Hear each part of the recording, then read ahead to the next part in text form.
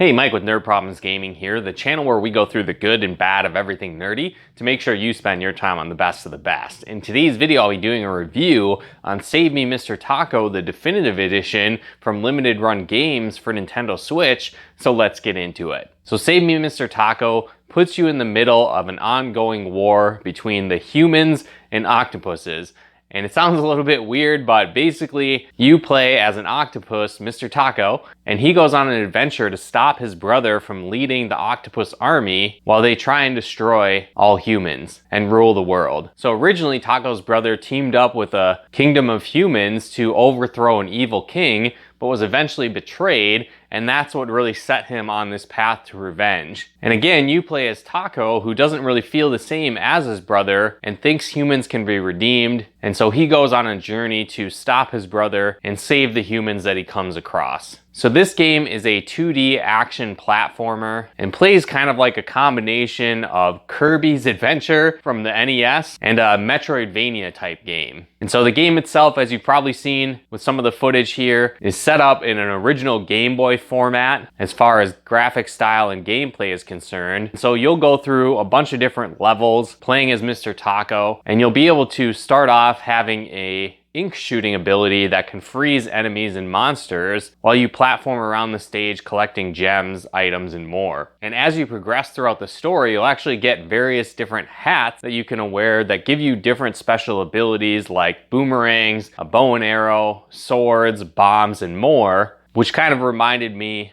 of a Zelda game as well. And so again, as you play and progress, you'll encounter different puzzles and challenges where you'll need to use the different items you've come across and even complete various quests throughout the storyline to unlock hidden items as you play. Now, one thing that you'll notice in this definitive edition is that it has kind of an auto sync with the color scheme. And so kind of like the original Super Game Boy where you used to be able to change the color palettes for the Game Boy games you were playing. But with this version, it auto syncs it kind of to the best color scheme for the area that you're in. And so I thought that was pretty cool where you didn't have to constantly go through. But if you do like a specific shade or color scheme, you can stick to that throughout the entire game if you want to. I just found myself using the auto feature as I played, as it could kind of distinguish between different worlds that you happen to be in. Now again, why I said it kind of reminded me of Kirby's Adventure is that you go into individual stages, and then when you clear the stage, it'll either show like a check mark that you beat it, or sometimes it shows a star if you've found all the hidden items within. And Kirby's Adventure on the NES kind of had a similar play style to it where you go into various worlds, and then there'd be different hidden secret items within as well. A lot of like jumping and platforming and different abilities that you equip reminded me of that game as well. Now, what kind of reminded me of a Metroidvania is that occasionally you'd encounter different boss fights throughout the game as well. And so you'd have to use your different abilities that you've acquired and really master some different platforming and attacking to be able to get past these bosses. Now, the game itself has different difficulty modes as well, kind of broken down in like an easy, normal, and hard. And I played through the game on the normal mode, and to be honest, it was pretty easy, especially if you're familiar with 2D platformers at all. It shouldn't pose you much of a challenge at that difficulty level. As you collect gems throughout the game, you get extra lives, so you can die a ton of different times. I know at some points I had well over 30 extra lives, so I wasn't really ever worried I was going to run out of them. But again, if you play the hardest difficulty, that'll give you more of a challenge playing the game, as it limits the number of extra lives you can have as you play. Now, some of the things that stood out to me, one was the story, and I was actually pleasantly surprised at how in-depth the story was within the game. You know, most games that are on the original Game Boy had little to no story at all, maybe a couple sentences of dialogue here and there. But I think since this is a newer game just put on this Game Boy type format,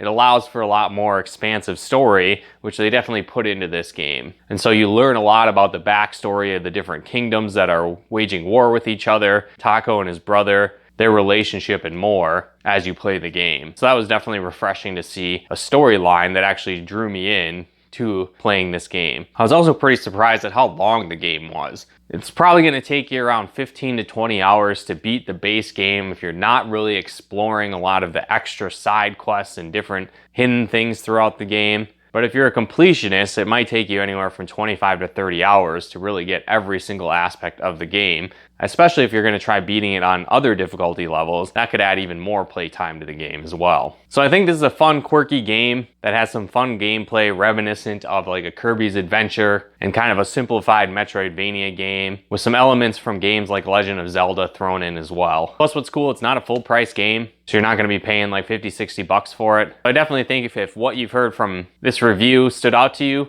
I think it's worth picking up and adding to your nerd library. But let me know in the comments below if you played this game before, if there are other cool original Game Boy retro type games that are available now on Nintendo Switch I should check out and pick up. Let me know in the comments below. And if you guys enjoyed this video, be sure to smash that like button as it really helps out the channel. And if you guys haven't done so yet, be sure to subscribe and turn on the bell notifications to get the latest updates of new nerd videos we put out. And if you'd like to help us support the channel, pick out content and more, become a patron of ours at nerdproblemsgaming.com/Patreon.